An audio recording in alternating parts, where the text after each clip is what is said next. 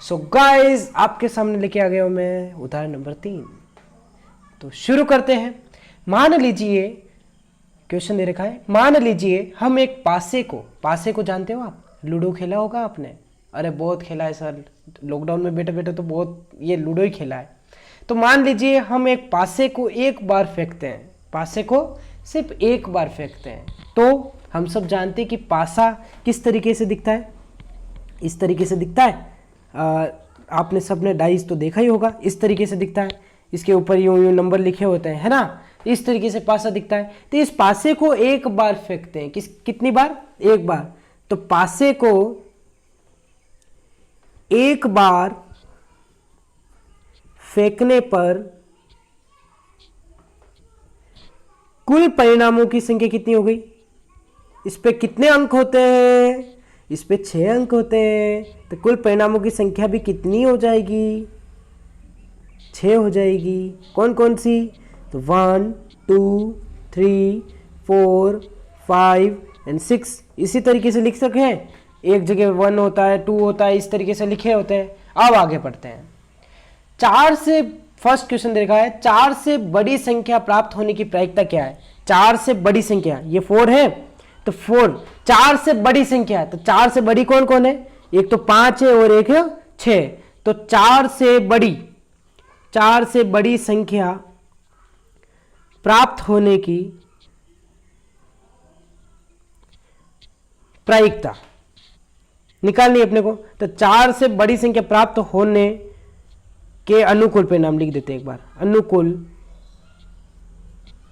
परिणाम, मतलब अनुकूल, ठीक है। आप यूं मत लिखना, थोड़ा वीडियो थोड़ी सी लेंथ उसकी कम हो, वीडियो शॉर्ट बने, इसीलिए मैं थोड़ा यूं कर रहा हूं।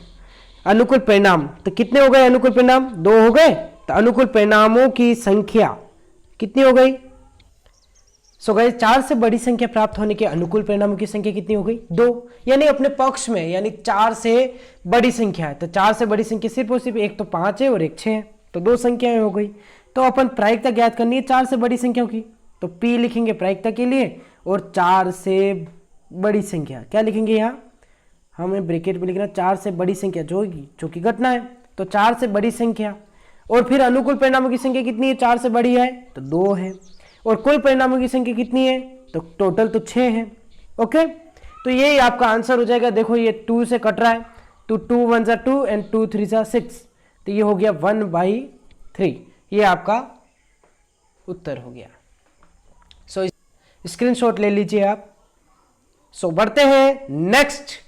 अरे इसमें और पूछ रखा है ना आपको, कि सेकेंड भी पूछ रखा है इसमें कि 4 से छोटी या उसके बराबर संख्या प्राप्त होने की प्रायिकता क्या है? अरे यार 4 से छोटी निकालनी, हमने 4 से बड़ी निकाल दी। तो 4 से छोटी या उसके बराबर, तो 4 से छोटी तो 3 है, और उसके बराबर खुद 4 भी चलेगा। तो कितनी संख्या है टोटल? 4 है। तो 4 से छोटी संख्या, तो 4 से छोटी संख्या की प्रायिकता क्या हो जाएगी? तो कुल परिणाम कितने हो, अनुकूल परिणाम कितने हो जाएंगे 4 से छोटी के? तो 1 2 3, और खुद ये बोल रहे हैं कि 4 भी चलेगा। तो 1 2 3 4 कितने परिणाम हो गए? 4 परिणाम हो गए। और कितने में से? 6 में से। ओके, तो ये हो गया 2 और ये 3 से, तो ये हो गया 2/3। क्या हो गया? 2/3। ये आपका आंसर है। ओके, एक बार और इसको देख लो ध्यान से, है ना। ओके, नेक्स्ट बढ़ते हैं। सो गाइस नेक्स्ट उदाहरण की तरफ जाने से पहले आपको मैं समझाना चाहता हूं कि एक बार ताश के पत्ते क्या होते हैं। इसमें ताश के पत्तों का एक इंपॉर्टेंट रोल है इस प्रश्नावली में। ओके, तो ताश के पत्ते हम सभी जानते हैं कि कितने होते हैं? 52, 52 पत्ते होते हैं। और 52 पत्तों में लाल पत्ते 26 होते हैं और काले भी 26 पत्ते होते हैं। ओके, अब वो 26 पत्तों को 2 भागों में विभाजित किया गया है। 13 पत्ते पान के और 13 पत्ते ईंट के। उसी प्रकार से 13 तो चीड़ी और 13 ही हुक्म।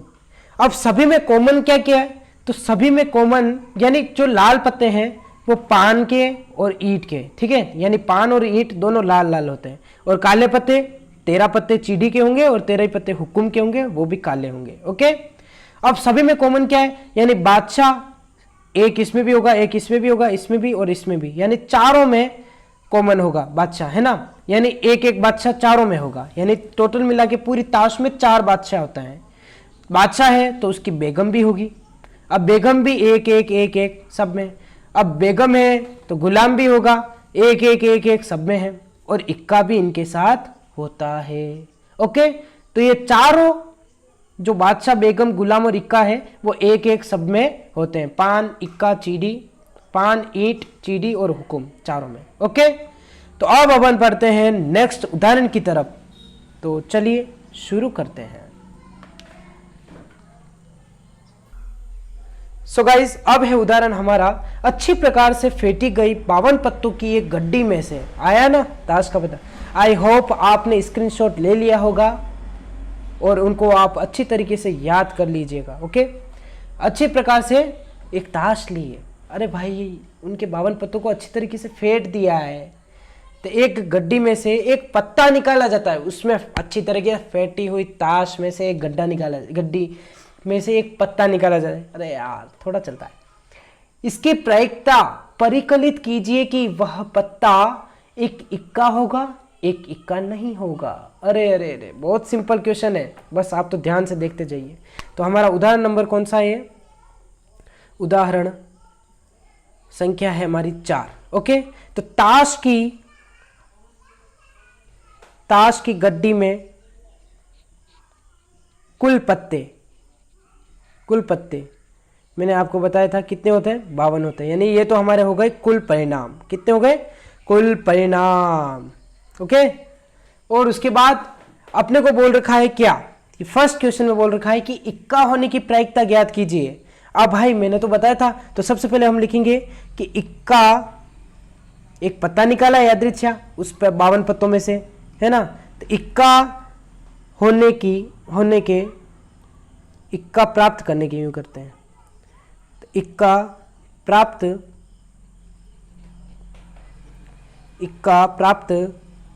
करने के अनुकूल परिणाम, तो इक्का प्राप्त करने के अनुकूल परिणामों की संख्या लिखना जरूरी है यार, संख्या ही तो लिख रहे हैं अपन। तो कितनी है, तो मैंने आपको बताया था कि एक पूरी ताश में कितने होते हैं टोटल इक्के? 4 इक्के होते हैं। ओके, तो 4 लिख देंगे अपन, तो बस सिंपल, अब तो हो गया इसका काम। पी यानी प्रायिकता, घटना क्या लिखते हैं? इक्का प्राप्त होना। उसके बाद अनुकूल परिणामों की संख्या कितनी है? 4, यानी अपने पक्ष में इक्के प्राप्त होने की 4 परिणाम है। और ताश में कुल पत्ते कितने हैं? तो 52 पत्ते हैं। ओके, तो बस ये हो गई इसकी काम। अब देखो इसको काट दो तो कैसे कटेगा? तो 4 1 4 और ये कटेगा 4 1 4, 1/13 इसका उत्तर हो गया। ओके, अब बोल रखा है अपने को कि इक्का नहीं होने के परिणाम क्या है। तो मैंने आपको बताया था कि इक्का होना और इक्का नहीं होना, 2 घटनाओं की प्रायिकताओं का योग 1 होता है। कितना होता है? 1 होता है। ये आपको कुछ भी करके बस दिमाग में बिठा लेना है कि 2 घटनाओं की प्रायिकताओं का योग 1 होता है। ओके, तो क्या करना है अपने को? इक्का नहीं होना, तो इक्का प्राप्त होना को घटा दो 1 में से, तो P, तो इक्का प्राप्त नहीं होना है ना, तो इक्का प्राप्त नहीं होना को किस में से घटा दो? 1 में से इक्का प्राप्त होने की घटना को घटा दो, तो इक्का प्राप्त होना। ओके, तो ये घटना घटा दो, तो 1 माइनस P, इक्का प्राप्त होना, तो अभी निकाली थी इक्का प्राप्त होना, कितनी आई? 1/13 आई ना, 1/13। तो कुछ नहीं करना, एलसीएम ले लो, है ना। तो क्या करेंगे, 1 के नीचे कुछ नहीं, तो 1 लगा दो। ओके, उसके बाद इसका और इसका, है ना, 1 और 13 का क्या कर दो? मल्टीप्लाई कर दो, तो 1 × 13, एंड इस 13 को इधर भेज दो और इस 1 को इधर भेज दो, तो 13 × 1 13, माइनस का माइनस, 1 × 1 1। ओके, 13 में से 1 गया तो कितना बचेगा? 12।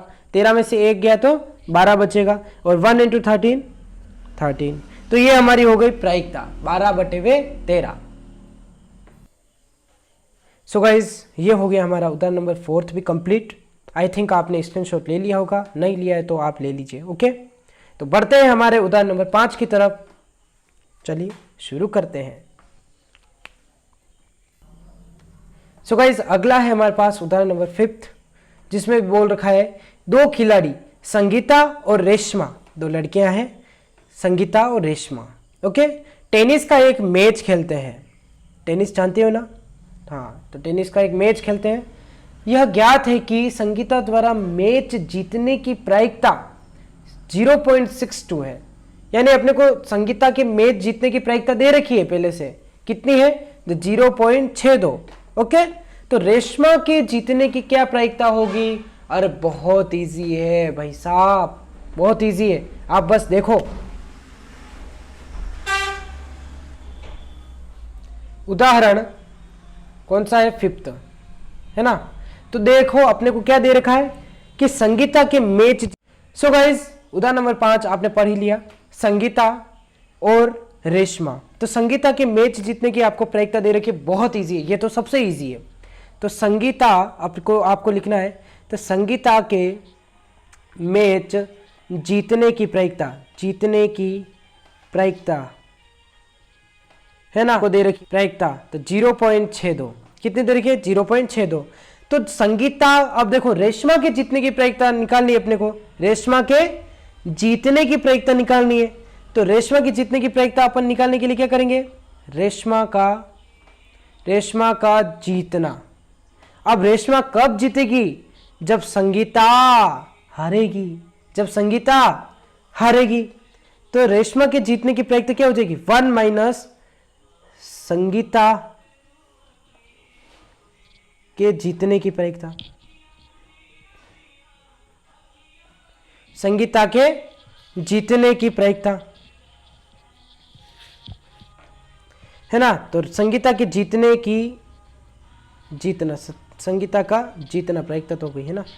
अब इसकी संगीता के जीतने की प्रायिकता घटा दो, तो रेशमा, भाई संगीता जब हारेगी, है ना, यानी संगीता के जीतने की प्रायिकता को अगर हम 1 में से घटा दें, यानी संगीता के हारने की प्रायिकता, है ना, और संगीता जब हारेगी जब भी तो रेशमा जीतेगी। तो रेशमा का जीतना तो संगीता का हारना, यानी संगीता का जीतना 1 माइनस कर दो, है ना, तो 1 में से माइनस कर दो, 1 माइनस 0.62। तो ये हमारे पास कितना आ जाएगा? ये हमारे पास आ जाएगा 0.38, ओके। किसको नहीं आता ये पॉइंट वाली समझाओ?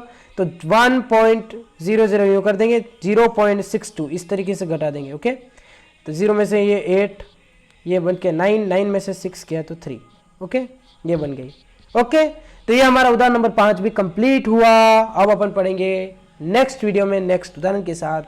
धन्यवाद for the watching this video. If you like this video please share and थोड़े कमेंट भी कर दो अगर अच्छी लगे तो, और कोई डाउट हो तो भी कमेंट कर देना, है ना। और प्लीज़ यार चैनल को सब्सक्राइब कर देना, और वो घंटी आइकन को, है ना, उसको भी फोड़ देना, ओके। तो मिलते हैं इसी प्रकार की धमाकेदार नेक्स्ट वीडियो में। जब तक के लिए सेफ रहिए, stay home, okay, bye bye, thank you so much.